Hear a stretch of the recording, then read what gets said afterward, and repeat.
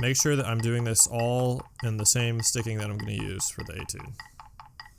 My drum is a little low, actually.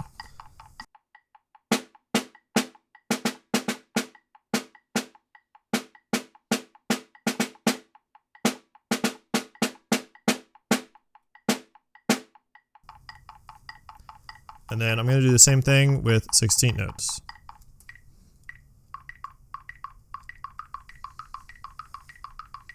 From line 7.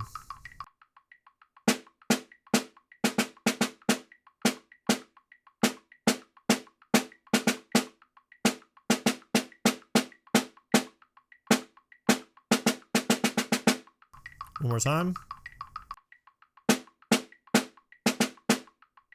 Sorry, I gotta do the right sticking.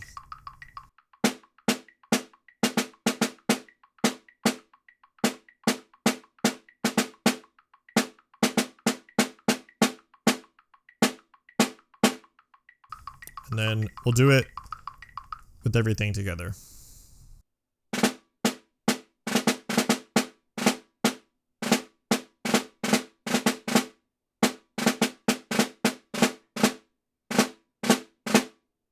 So you got to keep those constant subdivisions going in your head, switching from triplets to 16th notes. So from line 7, I'm thinking this.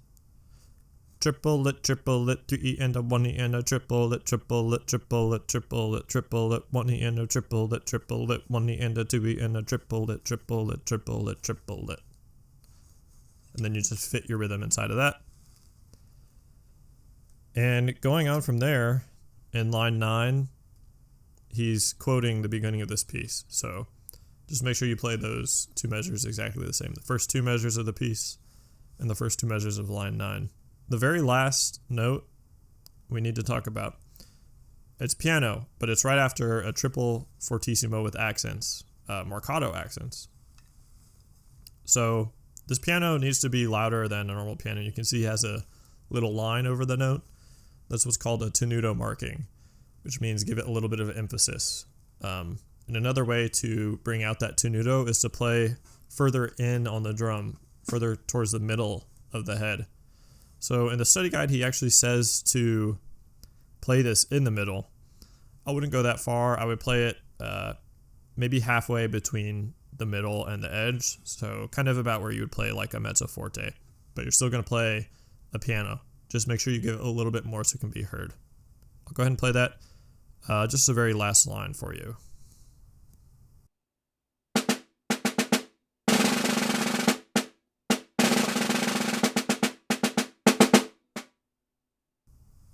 Right. And that might have even been just a little bit too much.